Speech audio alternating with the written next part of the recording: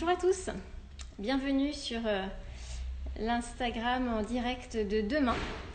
Aujourd'hui, j'ai le grand honneur d'accueillir Jean Moreau, qui est le cofondateur d'une entreprise à impact qui s'appelle Phoenix, que l'on va vous présenter dès maintenant.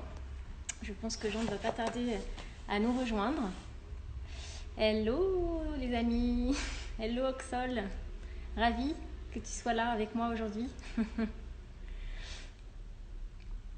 Hello Olivier, que des copains. Donc je disais que j'ai le grand plaisir d'accueillir aujourd'hui Jean Moreau, qui est le cofondateur de Phoenix, qui est une entreprise à impact. Donc Jean ne va pas tarder à nous rejoindre pour nous expliquer quelle est la solution qu'il propose pour éviter le gaspillage alimentaire.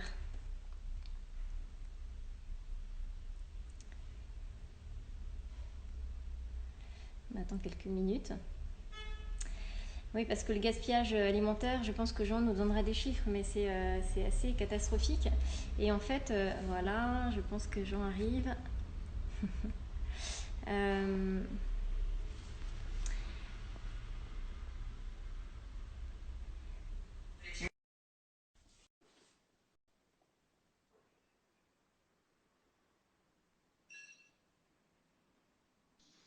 Bonjour, Hello Jean, merci de nous allô, rejoindre. bonjour à tous. J'étais en train d'expliquer que donc, tu avais créé cette entreprise sociale, Phoenix, dont la Oui, mission, si je ne me trompe pas, est d'éviter à tout prix le gaspillage alimentaire. absolument, tu ne te trompes pas, c'est bien notre mission depuis 6 ans maintenant. Est-ce que tu peux donc du coup nous en dire un peu plus pour ceux qui ne connaissent pas Phoenix Ok, sur la solution que tu as développée avec ton associé et 120 personnes, je crois maintenant. alors on est 100, 150 même maintenant en 150. France, France, Espagne, Portugal et Belgique. Donc bon, ben déjà merci pour l'invitation. Je suis ravi d'être avec toi et tes followers.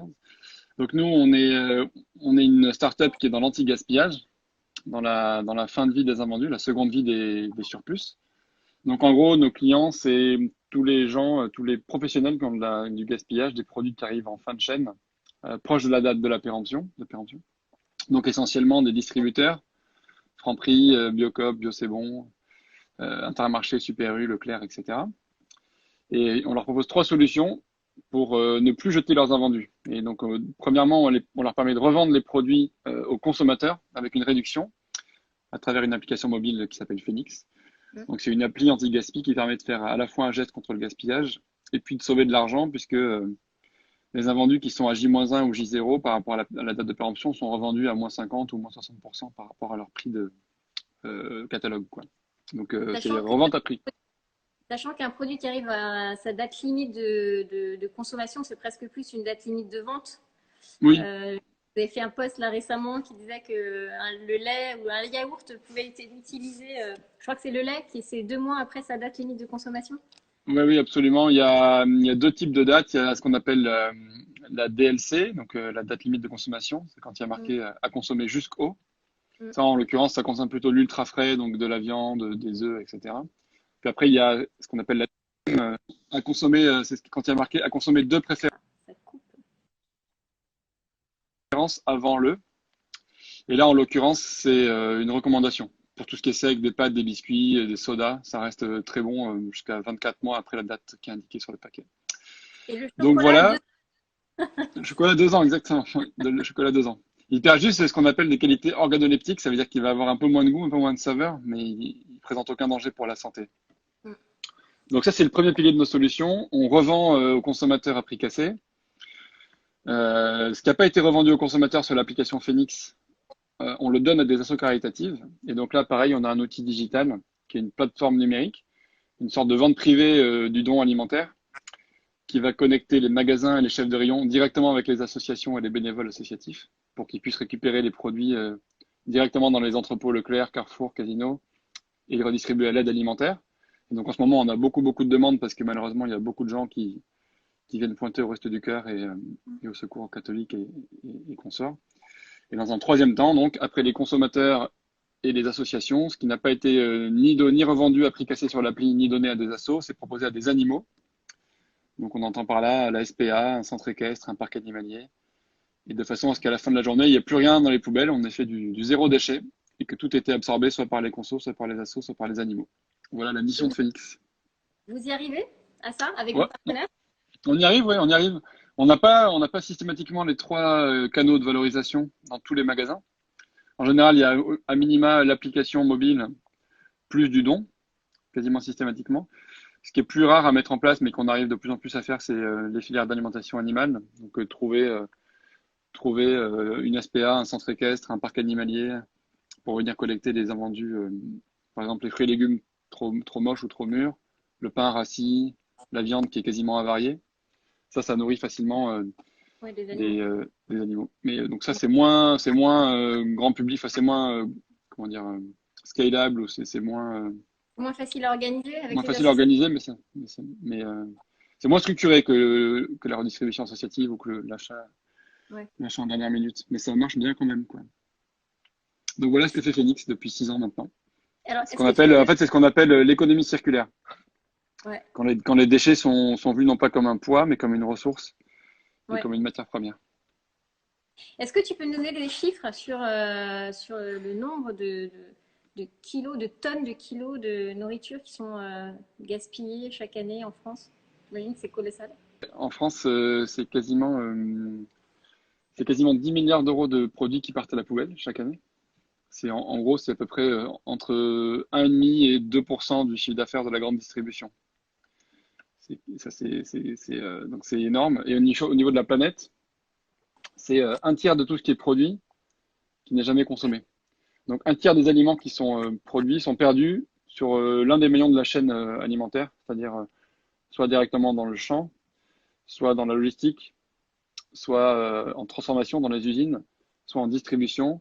Et puis le gros du gaspillage, il est quand même chez les consos, donc chez vous et moi, Ouais. puisque plus de 40% du gaspillage se trouve dans vos placards, dans vos frigos, quand vous oubliez un paquet de C'est yaourt, une tranche de jambon ou des fruits au fond du c'est- bac à fruits. c'est énorme, 40%. Ouais. 40% du gaspillage est chez le consommateur, donc c'est nous qui avons la plus grosse part. Et dans la distribution, qui est souvent pointée du doigt, en réalité, c'est même pas 15% du gaspillage. Donc c'est des gros volumes quand même, mais c'est pas là qu'est le plus gros de l'effort. Et alors, du coup, j'ai vu que vous aviez aussi un réseau de distribution. Oui, ouais, ouais. Alors bon, tout ce que je viens de décrire, ça concerne des outils plutôt digitaux, donc une application mobile grand public et puis une plateforme de dons alimentaires. Et à côté de ça, on a choisi d'avoir un modèle plus traditionnel, old school, à l'ancienne. Donc on a des magasins physiques. On en a maintenant une dizaine, qui sont des magasins qu'on appelle des épiceries anti-gaspi, qui sont pas sous la marque Phoenix, qui sont sous la marque Nous, N-O-U-S, Nous Anti-Gaspi. Et donc c'est une façon de réinventer un peu le déstockage et de dire tous les produits difformes, hors calibre, les fameux fruits et légumes moches ou tous les produits qui répondent pas aux normes, au canon de la beauté traditionnelle de la distribution. Nous, on les rachète à prix cassé, alors plutôt directement aux producteurs, hein, donc à Danone, à Michel Augustin, à Nestlé, etc. Et ensuite, on les revend avec une grosse réduction, à prix cassé aussi, dans des magasins qui sont dédiés à l'anti-gaspillage. Donc, c'est des magasins dans lesquels on n'a que des produits qui n'auraient pas trouvé preneur sinon et qui auraient terminé à la poubelle. Et donc, il y a 10 magasins maintenant, essentiellement dans l'ouest de la France, à Rennes, à Cherbourg, à Laval, à Saint-Malo. Et puis, depuis peu, on est à Paris, dans le 19e, et Ouais, bientôt j'ai vu ça. bientôt à Nanterre. Et pourquoi ce choix géographique de l'Ouest, la Bretagne? Parce que déjà, c'est, Tordu là-bas, comment? les fruits sont plus moches et Ouais, tordus. non mais non, cela dit, t'as une partie de la réponse dans ta question, on voulait le faire parce que beaucoup de producteurs sont là-bas, et donc par cohérence, on voulait essayer de respecter les circuits courts Ouais, et faire en sorte que les produits fassent pas le tour de la terre et qu'ils traversent pas depuis Quimper jusqu'à Marseille en camion. Donc on essayait d'être au plus proche des distributeurs, enfin des producteurs, pardon, des exploitants agricoles. Mais donc on a commencé par un magasin à Rennes, et ensuite pour des questions de logistique et de plateformes mutualisées. Une fois que tu as un magasin à Rennes, bah, t'en ouvres un à côté, puis un troisième, puis un quatrième, par cercle concentrique. ok. Et puis on a ouvert à Paris pour tester le magasin dans un format un peu différent, plus petit, avec plus de rayons vrac et dans une grande ville intramuros. Donc voilà, beaucoup de magasins en province, dans l'ouest, et puis un magasin parisien qui cartonne. Donc bientôt, probablement, il y en aura plus. Et ça fait combien de temps qu'elle est ouverte, enfin, ce circuit de distribution existe? Ça fait 2 ans maintenant. Le premier magasin, c'était à Rennes. Puis l'an dernier, on a pas mal accéléré, on en a ouvert 8 dans l'année. Cette année, avant la crise, en tout cas, on voulait en faire une quinzaine de plus. Et le but, c'est après d'arriver à 50 magasins d'ici 2 ans, donc de faire une vraie chaîne de distribution alimentaire alternative. Un peu sur le modèle du bio, mais sur l'axe anti-gaspillage avec des produits moins chers Donc, et il y bons. a essentiellement des produits frais, mais pas forcément bio. Voilà, pour le coup déjà il y a deux trucs. Donc il y a pas de promesse de bio parce que malheureusement on peut pas commander le gaspillage, donc on prend ce qu'on trouve sur le marché. Donc parfois on a des gros arrivages je sais pas, on va avoir des gros arrivages de bananes parce que un, un bateau mûrisseur de bananes avait 2 heures de retard ou cinq jours de retard à la livraison et donc il est refusé par l'acheteur. Donc voilà, on fait des coups comme ça, un peu comme sur le déstockage. Parfois il y a un lancement raté, un produit qui avait une erreur d'étiquetage, un produit qui avait un défaut de fabrication, un changement de packaging, ou un changement de marque, ou un changement de nom, ou un produit qui était étiqueté en roumain, il faut, bon, bref. Donc tout ça, c'est des occasions pour nous de... Privé, le vente Ouais, c'est privée exactement ça. alimentaire. C'est exactement ça. C'est un peu le vente privé de l'alimentaire. Mais tout en sortant un peu de la logique discount, tout à 1 euro, des stocks plus, des stockages massifs, on essaie de raconter une histoire un peu différente et de sortir du prisme purement entrée de gamme, bas de gamme, économique, qui est un peu culpabilisant. Et nous, on préfère allier ça avec un truc plus chouette qui est de dire c'est des bonnes affaires, certes, mais c'est aussi un geste pour la planète Mm. et un geste anti-gaspi. Donc, si on peut joindre l'utile à l'agréable, tout le monde est content. Votre business économique, en fait, c'est que vous rémunérez sur le, je crois que vous prenez 1 euro par panier vendu Oui, par les magasins, c'est ça? sur l'application, grosso modo, c'est ça. C'est un système de microtransactions, comme une place de marché classique, c'est-à-dire que le vendeur, donc que ce soit un commerçant de quartier, un restaurant, un boulanger, un épicier ou un magasin de proximité, va mettre en ligne des paniers pour en gros 12 euros de valeur. Ce sont des produits qui sont en date du jour ou en date du lendemain. Et le consommateur les touche à 5 euros au lieu de 12. Nous, on collecte les 5 euros et on reverse 4,20 € en magasin. Donc, on prélève que 80 centimes par transaction. Mais c'est comme ça que ça marche. À chaque panier vendu, on prend un pourcentage de la transaction qui tourne autour d'1 euro, un peu moins d'1 euro. Et ça marche bien comme ça. Ouais. Et sachant qu'en plus, pour le commerçant, lui, il évite de payer une taxe à la Oui, destruction sur exactement. les choses. Non seulement il détruit pas sa vie de ses poubelles, il détruit pas les invendus, et donc il évite de payer quasiment 120 euros la tonne. Et en plus, il récupère un peu de chiffre d'affaires sur des produits qu'il ne vendait pas jusqu'à maintenant. Et puis, le C'est dernier aspect, c'est qu'il fait connaître son commerce. Donc, on lui donne accès à notre base de 1 million d'utilisateurs sur laquelle il peut du coup communiquer, faire tester ses produits à prix cassé.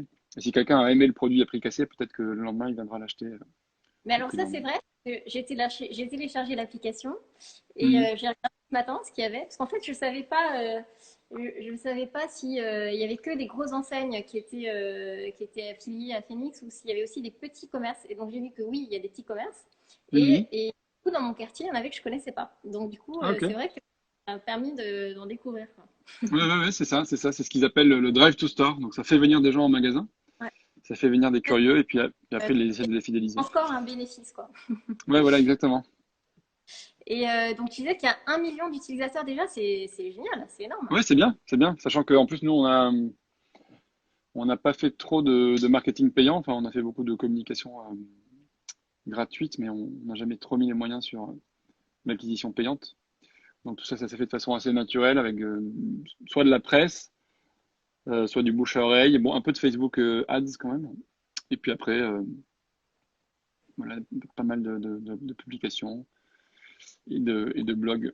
Mais, euh, mais c'est bien, une belle étape ouais, quand tu arrives à faire télécharger ton Un application par million, 1 million de c'est personnes. C'est bien. une belle preuve de succès quand même. Ouais, une belle preuve de concept, c'est chouette.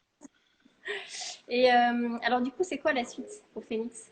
Nous, on continue, donc on veut continuer sur cette voie de l'anti-gaspillage alimentaire, du zéro déchet alimentaire, emmener les marques et la distribution vers cette promesse de zéro déchet. Et ce qu'on essaie de faire là, c'est de remonter un peu la chaîne. On a été beaucoup sur la distribution, donc plutôt en aval pendant 4-5 ans. Maintenant, on a une bonne empreinte dans le secteur.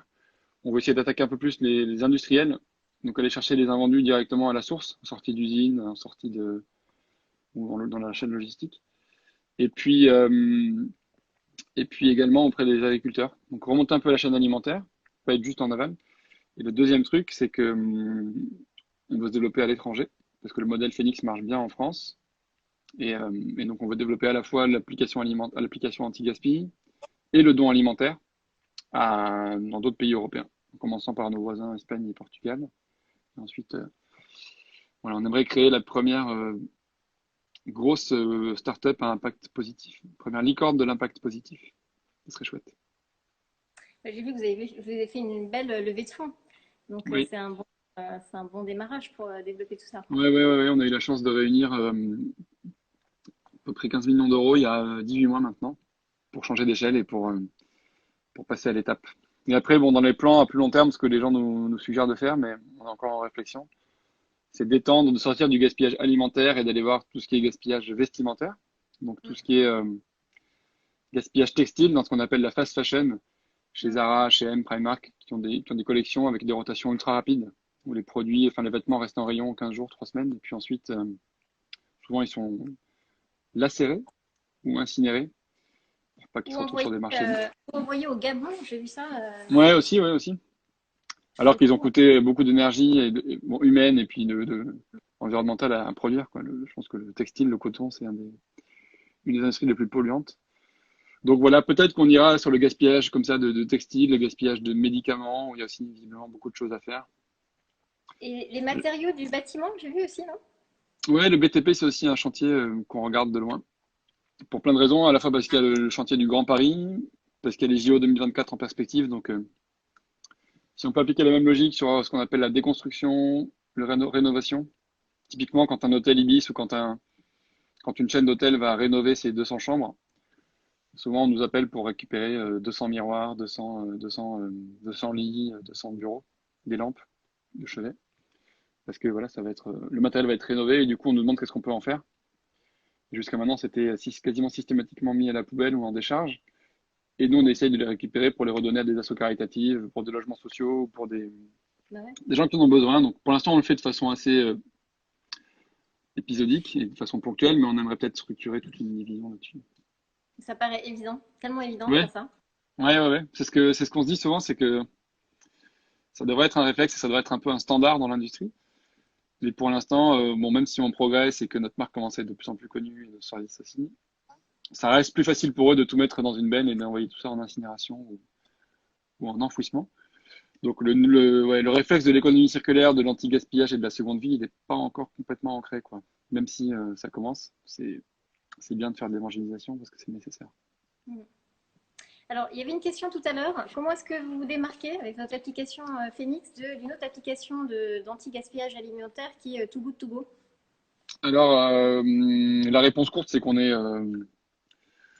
concurrent. Enfin, dans ce secteur-là, il y a de la concurrence bienveillante, mais il y a de la concurrence quand même, hein, parce qu'on a on a une Et activité j'ai qui envie de est. dire tant mieux, enfin, tant Ouais, ouais, mieux. ouais, ouais. Non, c'est un secteur comme les autres, hein. C'est pas parce que c'est anti-gaspi que c'est forcément bisounours. Donc oui, on est concurrent, on a des applications qui sont assez différentes, mais quand même dans la même veine, quoi. Donc c'est un peu comme chauffeur privé versus Uber ou comme Captain versus. Cela dit, il y a plein de différences quand on creuse. La première, c'est que Togo, c'est une appli anti-gaspi B2C et that's it, c'est tout. Là où chez nous, c'est la première brique d'une chaîne de valeur qui est un peu plus forte, quoi. Développé. Enfin un peu plus profonde en tout cas. Et donc l'appli, c'est presque un gadget par rapport aux dons alimentaires, puis par rapport à la valeur animale. Donc ça s'insère dans une promesse qui est un peu plus large, qui est du zéro déchet. Donc on est plus que juste une app, même si Togo fait l'app, elle le fait très bien, ils ont une très belle app et avec une grosse communauté. Donc le but, c'est pas de faire du bitching, mais Mm. voilà, nous on a une version, un prisme un peu plus large. Après, la deuxième chose, c'est que nous, on est une boîte française, là où eux sont danois. Donc on joue un peu sur le côté Made in France et Cocorico, alors que Togo est né à Copenhague et a été fondé là-bas et la filiale française n'est qu'une filiale. Et après, on est moins cher, accessoirement, parce que c'est 1,09 € contre 80 centimes. Et puis voilà, on a pas mal d'engagements, nous, derrière, de solidarité qui vont au-delà de l'anti-gaspi pur. Donc voilà comment on se différencie, même si overall, au point de vue global, on est quand même plutôt en frontal, quoi. Mais C'est pas les seuls, hein. globalement, Il y a d'autres applis anti-gaspi. Donc ouais. Togo sont un des premiers sur le marché, mais on n'est pas tout seul. Mm. Mais moi, je trouve que c'est bien qu'il y en ait plein, parce que comme ça, c'est justement, ça permet aux gens de rentrer dans cette dynamique nouvelle Oui, d'acheter mieux, de faire attention à ses déchets. Donc voilà, plus vous serez nombreux et plus l'évangélisation se fera. Donc oui, ce oui, sera mieux. exactement. Et puis en face, nos clients sont aussi très nombreux, hein, que ce soit les restaurants, les cafés, les boulangers ou les mêmes la distribution. Il y a de la place pour 2 acteurs facilement, même 3 ou 4. Alors j'ai vu que vous étiez hyper actif en ce moment de confinement. Vous avez en plus de vos actions quotidiennes, vous avez fait des partenariats avec plein d'autres associations pour aider à livrer des marchandises. Est-ce que tu veux nous en parler? Oui, oui, oui. Alors nous, on a fait plusieurs choses. Donc on a essayé d'être en cohérence avec notre activité. Et donc assez vite après le confinement, enfin même avant le confinement, on a décidé un premier geste solidaire, c'était d'abandonner la commission sur notre application mobile. En soutien aux commerçants. Donc comme je vous l'ai dit, normalement on prélève quasiment 1 €, enfin 80 centimes par transaction. Et là, en soutien des commerçants qui étaient sous le coup d'une fermeture administrative, on a dit, bah, OK, pendant au moins les 3 premières semaines du confinement, pendant la majeure partie du confinement, l'application sera rendue gratuite et on met notre outil à dispo des commerçants. Ils récupéreront tout le fruit de la revente de leurs invendus, comme ça les aidera. Donc ça, c'est ce qu'on a fait.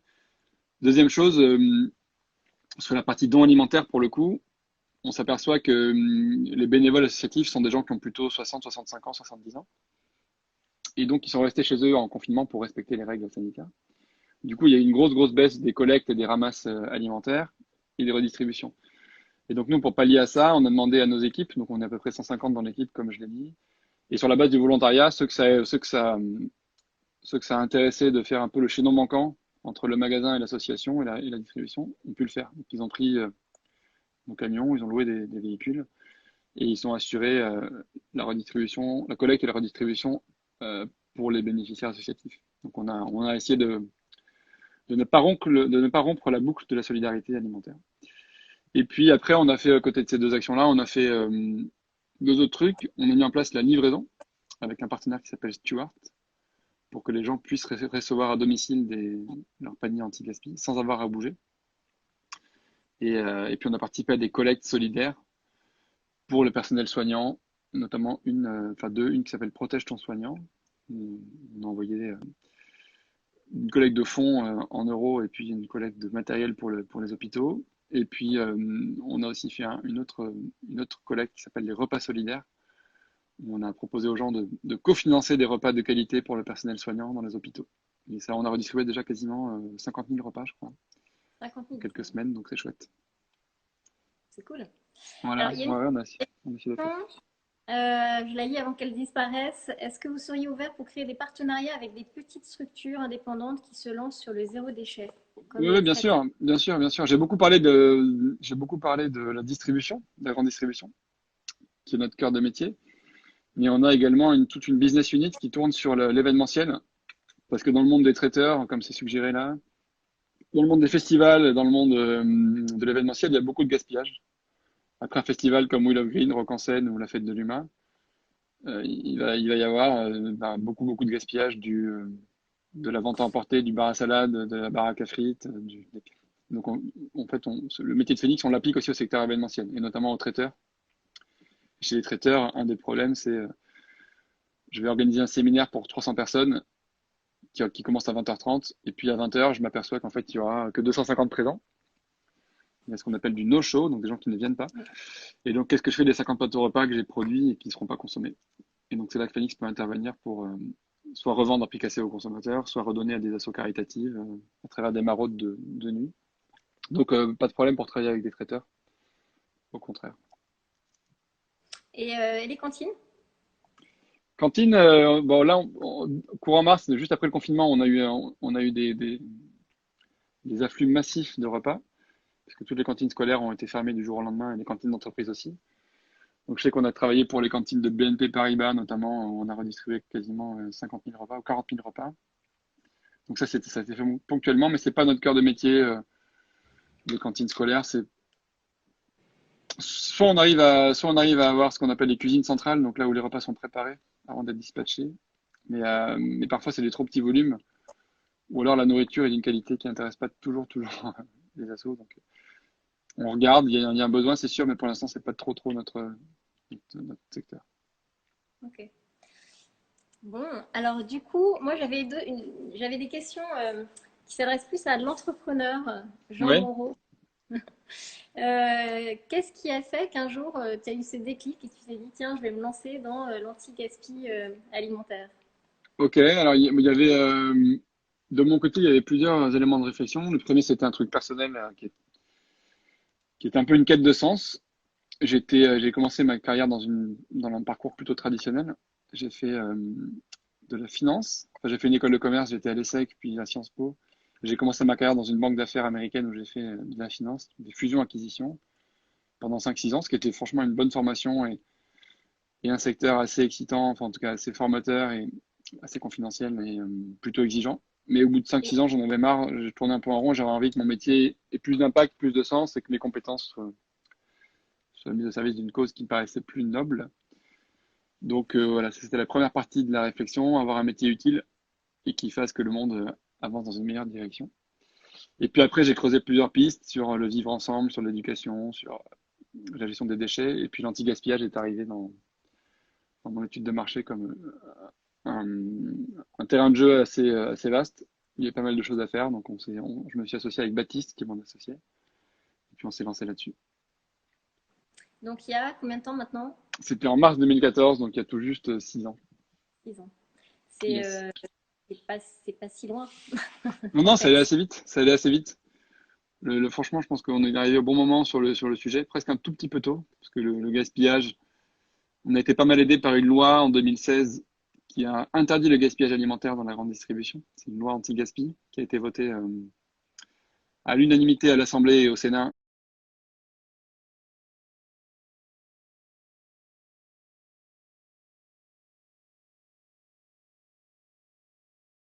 et qui veut que les invendus ne soient plus destructibles.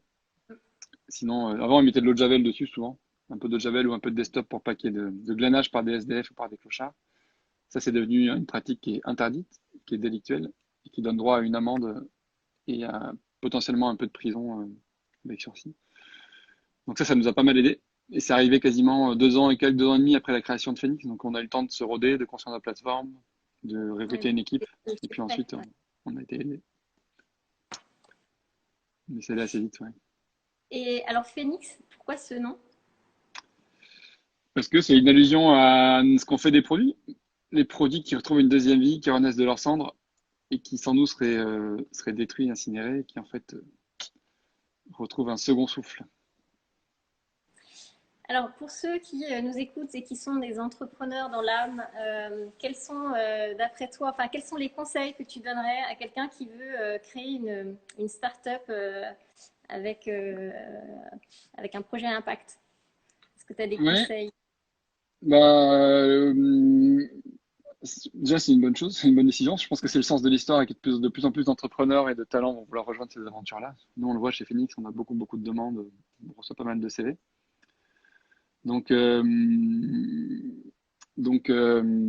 c'est une première chose, c'est une bonne décision ce que vous faites. Ensuite, il faut gérer ça comme une entreprise classique avec le petit supplément d'âme que la mission apporte. Mais je pense que moi, mes retours d'expérience, c'est vraiment être, trouver le bon dosage entre l'entêtement, qui est plutôt un défaut, et la persévérance, qui est plutôt une qualité. Donc quand ça marche pas, il faut se poser les bonnes questions, mais il faut aussi pas toujours écouter les conseils des gens qui vous disent ça va nulle part. Parce que nous, plein de gens n'y croyaient pas quand on s'est lancé, en disant il n'y a pas de modèle économique, c'est pas un sujet prioritaire, ça mettra trop de temps à changer en France, les mentalités sont pas prêtes. Et puis en fait, à force de persévérance, on a fini par faire notre trou sur le marché. Alors que tout le monde nous disait non mais le secteur de la distribution c'est impossible. La grande distrie c'est les plus gros, c'est compliqué à aller chercher, c'est les gros négociateurs, ça va pas être facile. Et puis en fait, on a réussi à signer avec des Carrefour, des Franprix, des Auchan, etc. Donc des Intermarchés. Donc finalement, on y arrive. Donc persévérer, ça c'est hyper important. Bien s'entourer. Les premiers recrutements sont ultra décisifs. Pas simplement l'associé évidemment ou les associés qui sont très importants, mais les premiers recrutements, les premiers salariés qui souvent vont aider à tout structurer pendant les 3 premières années sont hyper importants. Faut pas se planter là-dessus. Et puis après, il faut choisir. Je pense que le principal conseil, c'est choisir un secteur ou un sujet sur lequel on a le feu sacré. Parce qu'entreprendre, c'est quand même assez compliqué. On en mange le matin, midi, soir, la nuit, le week-end. Donc, si on n'a pas une passion pour la mission sous-jacente, à mon avis, c'est impossible de tenir dans la durée. Donc, Ouais, choisir un truc qui vraiment nous fait tenir à fond. c'est la base. Et est-ce que tu penses que il faut, est-ce qu'il faut, d'après toi, aller lentement ou une fois qu'on a déjà des premières preuves de concept, mettre plus d'investissement et accélérer? Tu ferais quoi, toi, pour des jeunes Bah, startups? nous, on a choisi la solution 2. Mais il y a deux écoles là-dessus, hein. Il y a des gens qui préfèrent ne pas lever de fonds, grossir tranquille en mode gestion à l'ancienne, gestion tranquille, sans lever de fonds, donc aux boîtes autofinancées, où en fait le chiffre d'affaires vient financer la croissance. Et ça prend un peu plus de temps, mais c'est tout à fait OK. Et je pense que moi, si je devais recréer une boîte, je prendrais peut-être cette voie-là, ce chemin-là. Mais sur Phoenix, on a choisi une voie différente, qui est la voie numéro 2, c'est-à-dire la voie de l'accélération. Donc dès qu'on a senti qu'on était au bon endroit au bon moment avec le bon produit et que le suivi du gaspillage était en train de monter et qu'il y avait un gros marché et que beaucoup de volume à sauver de la poubelle, on s'est dit OK, il faut qu'on accélère, il faut qu'on recrute. Donc on a fait 3 tours de table, enfin 3 levées de financement. Une première de 500 000 euros en 2015, puis une deuxième en 2016 de 2 millions d'euros et puis donc 15 millions d'euros il y a maintenant un an. Donc nous on a choisi la voie de l'accélération, de la levée de fonds, qui est parfois une voie un peu caricaturale de start-up, mais qui en l'occurrence pour nous permettait d'aller vite et de faire les bons investissements et de recruter les bonnes personnes, d'ouvrir des bureaux en région. Donc on a ouvert des bureaux dans une vingtaine de villes en France, à Bordeaux, Marseille, Toulouse, Lille, Strasbourg, Quimper, Rennes, Nantes, Dijon. Et Et donc vous sans cet permet argent, on n'a pas pu aller aussi vite. ça vous permet d'être au plus près des associations, ces bureaux? Oui, ouais, le but c'est d'être au plus près des écosystèmes locaux, donc à la fois des magasins, des Intermarchés, des Super U, des Leclerc, des Carrefour, des casinos, des assos caritatives, des consommateurs aussi locaux, des récepteurs animaliers, le fermier du coin, le zoo, le parc animalier, le centre équestre, la SPA. C'est ça notre métier en fait, c'est d'être un peu chef d'orchestre entre les consommateurs engagés, les assos caritatives et la valorisation animale. D'où l'importance d'être ancré dans les territoires. 500 000 euros, j'ai l'impression que c'est vraiment le ticket moyen des premières levées de fonds. Ouais, c'est vrai. C'est vrai qu'en général, je sais pas pour une raison que j'ignore, mais ça converge toujours vers une valorisation des boîtes autour de 1 million, 1,5 million, et puis on lève 500 000 euros, et du coup on est dilué d'à peu près 30%, et puis en avant, quoi. Et là, du coup, Hmm. est-ce que vous êtes toujours majoritaire? Non, on est minoritaire. On est minoritaire, enfin on est à deux les plus gros actionnaires, quand on cumule nos deux parts des capitales, mais on est en dessous de 50%. Parce que quand on lève pas mal d'argent sur des gros, même sur des grosses, enfin même sur des gros tours de table, on finit par lâcher du contrôle. Donc on a été dilué progressivement, comme des morceaux de sucre dans un petit café. Et alors, Mais ça se c'est passe le jeu, bien? hein, c'est le jeu. Il y a pas d'amertume. On sait, c'est comme ça en fait. Quand on lève des fonds, on vend une partie du capital contre de l'argent frais, et donc on perd en contrôle et on perd en gouvernance, mais c'est le principe. Mais est-ce que du coup, tu gardes quand même le... Enfin, voilà, est-ce que tu as quand même le sentiment de garder le contrôle Ouais. Après, il y a ce qui se passe au niveau du capital, et puis après, il y a ce qu'on appelle le pacte d'associés, c'est-à-dire la façon dont la gouvernance de la boîte est régie juridiquement. Donc, c'est un autre document qui fait peut-être 50 pages, où on décrit vraiment mot à mot comment vont se prendre les décisions dans la boîte, entre la direction, le management, les organes de décision, donc le conseil d'administration, le conseil de surveillance éventuellement. Donc, nous, il y a toute une série de décisions qu'on prend toutes seules, sans les investisseurs, et puis il y a des décisions super importantes supérieurs à des montants, supérieurs à des seuils qui sont faites, ou si on veut faire une acquisition, si on veut faire une revente, si on veut faire un truc, tout ça c'est soumis à l'approbation des investisseurs, mais pour la gestion courante, au day-to-day, disons, on est encore maître chez nous et le but, c'est que n'intervienne pas Et du tout. mettre de la vision de là où tu as envie Ouais, voilà, d'aller. c'est ça. Maître de la vision, maître du tempo, de la cadence. Eux sont là pour mettre un peu de pression, clairement. Euh, pour donner un conseil aussi, parce qu'ils voient beaucoup de boîtes, ils en voient passer beaucoup. Souvent, ils ont investi eux-mêmes dans 10, 20, 30, 50 boîtes. Donc, ils ont des bonnes méthodes, des bonnes pratiques. Et on reste les pilotes du navire. Alors que est-ce que oui, quelle serait ta vision pour demain? Comment De, est-ce de la, que la vie, pour le global, on passe pas juste Phoenix alors. Hein. ouais, le global? Moi, alors, grosso modo, moi je pense que sur nos sujets, que sont l'économie circulaire, la RSE, le développement durable, l'anti-gaspillage, on est au début d'une vague de fonds. Là, en ce moment, il y a plein de tribunes, il y en a presque une par jour qui appellent à profiter du plan de croissance, du plan de relance, pardon, pour construire une sorte de New Deal, de Green New Deal, où on Mm. dit, OK, ben, demain, ne représentons pas les erreurs du passé, profitons-en pour bâtir une nouvelle économie un peu différente, plus résiliente, plus sociale, plus écologique, plus respectueuse des ressources. Donc ça, moi, j'y crois pas mal. Même si à court terme, il y a la tentation de juste vouloir sauver les emplois, sauver les entreprises, et donc pas se poser trop de questions sur le développement durable, je pense quand même que ça va passer en haut des priorités. Donc là-dessus, moi, je suis assez positif et assez optimiste sur le fait de saisir l'opportunité de la relance pour faire un plan, pour faire du business autrement et construire une nouvelle économie. En revanche, là où je suis plus mesuré, c'est que je pense que la crise est assez violente. Mm. Et je pense qu'on est encore dans un moment d'apesanteur où, avec tout ce qu'a fait le gouvernement, le chômage partiel, les aides, les subventions, on se rend pas encore complètement compte de la violence du choc. Mais que quand le gouvernement va débrancher le chômage partiel, les aides, etc., donc courant juin, juillet ou septembre, on va prendre une bonne claque. Et du coup, moi, j'imagine qu'on mettra à minima 12 à 18 mois ou peut-être même 24 pour retrouver une activité normale et pour que tout ça se remette en route progressivement. Donc, positif sur la lame de fond et sur la tendance de fond. Et à court terme, moyen terme, je suis quand même assez prudent sur. Je pense pas qu'on fasse une courbe en U, ni une courbe en V. Je pense qu'on est plutôt sur un truc un peu plus évasé. Et est-ce que toi, tu as vu une augmentation des téléchargements de l'application Phoenix là pendant le confinement? Est-ce que tu as Euh, pris conscience que là, c'est le moment d'agir? Enfin, est-ce que toi, tu l'as vu concrètement dans ton un business petit peu, enfin, oui et non, ce serait mentir que de dire oui, parce que les gens ont quand même joué le jeu, donc déjà beaucoup de commerçants ont été fermés, donc il y a eu beaucoup moins de paniers publiés.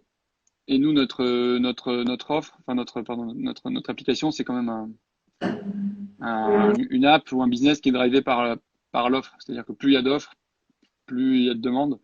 Donc comme les magasins étaient fermés, ou beaucoup de magasins et les restaurants étaient fermés, il y avait moins de paniers en ligne, donc un peu moins de consommateurs en face. Mais on a quand même eu pas mal de téléchargements, on a eu beaucoup de presse, on a eu pas mal d'articles sur les actions solidaires que je t'ai décrites. Mm. Donc oui, il y a eu beaucoup de téléchargements, mais l'activité était quand même au ralenti. Hein. Nous, on a eu une bonne division par deux ou par trois des volumes habituels. Ouais, une diminution des volumes, mais peut-être augmentation de la prise de conscience Ouais, et ouais, la prise pour l'après, quoi. ouais, ouais, exactement. Et je pense que l'application et même les épiceries nous, anti-gaspi, ces magasins, enfin toutes ces choses-là vont dans le bon sens parce qu'il y a quand même pas mal de gens malheureusement qui vont être En difficulté. en difficulté, qui vont vivre avec 85% de leurs revenus, qui seront parfois au chômage total ou partiel. Et donc tout ce qu'ils pourront faire pour réduire leur budget achat, que ce soit sur Mm, l'appli ou dans les magasins nous, sera à mon avis mm, d'une grande aide pour les plus fragiles. Donc on y croit. tout à fait. Alors, on arrive vers la fin. Est-ce que tu as une devise que tu as envie de partager avec nous? Une devise, pas forcément, mais en tout cas comme peut-être en mode conclusion ou en tout cas pour donner une ouverture. Nous, ce dont on est fiers chez Phoenix, c'est qu'on a essayé de construire une boîte qui marche sur deux jambes, une jambe startup classique, croissance, rentabilité, ambition, et puis une jambe impact extra-financier. Et on est persuadé que ces modèles-là un peu hybrides, qui sont des capitalismes d'intérêt général ou des entreprises à mission, des entreprises à impact positif, c'est le sens de l'histoire. Et donc moi, quand je présente Phoenix, Je suis aussi fier de dire qu'on a fait 15 millions d'euros de chiffre d'affaires l'an dernier et qu'on a créé 150 emplois, que de dire qu'on a sauvé 70 millions de repas, 70 millions de repas de la poubelle en 6 ans et que tous les jours, on sauve à peu près 120 000 repas par jour de la destruction. Donc, je pense que ces modèles-là, un peu hybrides, avec à la fois une mission, mais en même temps sans sacrifier pour autant ce qu'on appelle l'attraction, la croissance, l'ambition, que pourrait avoir un Doctolib, un Blablacar ou des startups classico-classiques. Je pense que c'est des modèles du futur. Donc voilà, si on peut montrer que c'est possible, que ça marche, on sera très fiers d'avoir suscité des vocations. Donc tant mieux si les gens veulent créer des boîtes à impact, et tant mieux si les gens veulent traiter des sujets d'utilité publique et d'intérêt général. C'est une bonne chose. Pour finir, est-ce qu'il y a une ou deux entreprises à impact qui t'inspirent ou que tu me recommanderais d'inviter la prochaine fois dans un live? Ouais, bien sûr, bien sûr. Moi, il y en a deux qui étaient là avant moi et que je trouve intéressantes. Il y en a une qui s'appelle Microdon, qui Ouais, fait de l'arrondi sur salaire et sur ticket de caisse. Donc, quand vous allez chez Monoprix, vous achetez pour 17,85 € de course, vous pouvez donner 15 centimes aux hôpitaux de Paris ou au Resto du Cœur, en faisant juste un petit arrondi sur ticket de caisse ou sur salaire. Donc, ça, c'est Microdon, qui est une boîte pionnière dans l'impact. Il y en a une qui s'appelle Recyclivre, qui fait un peu la même chose que nous, mais sur les livres. Donc, ils vous rachètent à prix cassé vos bouquins d'occasion. Ils les remettent en bon état, ils les trient dans un entrepôt en insertion avec du personnel handicapé ou en réinsertion. Et ils les revendent sur une plateforme type Amazon, moins cher, et avec du coup, l'aspect du coût solidaire et recyclage. Donc ça, c'est deux belles boîtes. Et puis après, il y en a une qui est sur la finance responsable, qui s'appelle lita.co, qui vous permet de mettre votre épargne au travail sur des produits, sur des projets à impact positif. Donc si vous voulez donner du sens à votre épargne, vous pouvez regarder ce que fait Eva Sadoun oui. chez Lita. Ah oui, Lita, moi je pensais que c'était une plateforme de crowdfunding pour des boîtes à impact, mais en fait, c'est Ouais, des particuliers qui investissent. ouais, c'est des particuliers quand même. C'est du crowdfunding en equity, donc du crowdfunding en fonds propres. Donc n'importe quel particulier qui veut mettre 100, 500, 1000 euros sur un projet peut aller sur l'ITA et déposer ses fonds. Ah, c'est cool. Voilà. C'est bien, comme ça, encore une preuve que tout le monde peut agir. Voilà, on n'est pas obligé de créer une boîte pour Non, c'est agir. On clair. peut par ses choix de consommation et on peut agir même en mettant 1000 euros dans un fonds comme l'ITA pour soutenir des sociétés à impact. Absolument. Si c'est les petits gestes, hein, c'est la petite part du colibri, c'est chacun utilise sa carte bleue comme un bulletin de vote, en achetant des bons produits, en faisant des courses anti-gaspi. Et ben déjà, on avancera dans la bonne direction. Merci beaucoup, Jean, du temps que tu nous as consacré. J'étais vraiment très, très, très contente de pouvoir converser avec toi. Merci Finalement, à toi. bon, le confinement, je sais que tu es très, très occupé. C'était peut-être voilà, l'occasion pour moi de pouvoir te parler en ce moment. Donc merci encore. Et puis donc, du coup, pour tous ceux qui nous écoutent, téléchargez l'application Phoenix.